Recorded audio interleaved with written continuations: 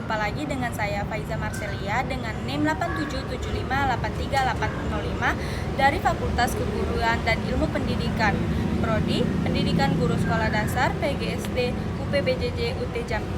Video ini saya buat untuk memenuhi tugas tutorial kedua dari mata kuliah Filsafat Ilmu, dan kali ini saya akan membahas peran filsafat ilmu dalam memperkuat ilmu pendidikan. Sebelumnya, perlu kita ketahui terlebih dahulu apa itu filsafat ilmu dan apa itu pendidikan. Teman-teman, secara sederhana filsafat ilmu adalah studi tentang hakikat, cara memperoleh dan nilai ilmu pengetahuan.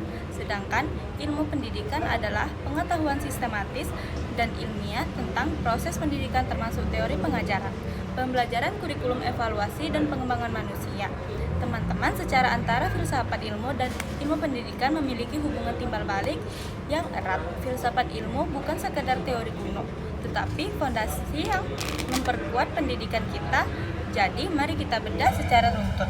Yang pertama, filsafat ilmu mengawasi dan memperkuat ilmu pendidikan. Tetapi, bagaimana filsafat ilmu dapat mengawasi dan memperkuat ekstensi keilmiahan serta nilai-nilai dalam ilmu pendidikan? Kita bahas satu persatu yuk. Dalam mengawasi ekstensi ilmu pendidikan, yang pertama, ilmu menentukan landasan ontologis dengan memastikan kejelasan objek kajian dari pendidikan.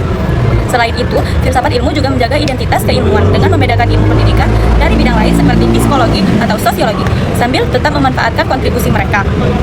Dan juga, filsafat ilmu mengkritisi perkembangan dari ilmu pendidikan dengan mengawasi agar teori dan praktek pendidikan tidak menyimpang dari tujuan hakikinya, yaitu mengembangkan potensi manusia.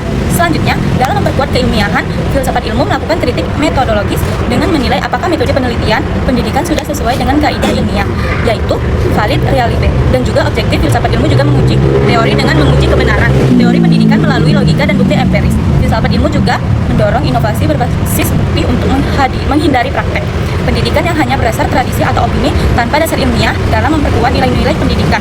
Filsafat ilmu menggunakan landasan aksiologis dengan memastikan pendidikan tidak hanya mengejar atau pengetahuan, tetapi juga membentuk karakter, etika, dan tanggung jawab sosial. Selain itu, filsafat ilmu juga merefleksi tujuan dari pendidikan, yakni mengingatkan bahwa pendidikan bertujuan untuk memanusiakan manusia, bukan sekedar menghasilkan tenaga kerja. Dan selanjutnya, filsafat ilmu melakukan pertimbangan moral dan juga sosial dengan mengawasi agar kebijakan pendidikan tidak merugikan kelompok tertentu dan tetap menjunjung keadilan. Yang kedua, pendidikan memperkuat filsafat ilmu. Teman-teman, bukan hanya filsafat ilmu yang memperkuat ilmu pendidikan, tetapi sebaliknya, pendidikan yang bermakna dan bernilai juga turut memperkuat perkembangan filsafat ilmu dengan menumbuhkan pemikiran yang kritis, kesadaran etis, dan kemampuan analisis terhadap hakikat serta metode ilmu pengetahuan, sehingga pendidikan yang bermakna dan bernilai akan menghasilkan generasi kritis yang merefleksikan filsafat ilmu itu sendiri.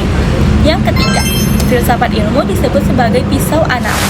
Kok bisa filsafat ilmu disebut sebagai pisau analis? Kenapa jadi hal itu?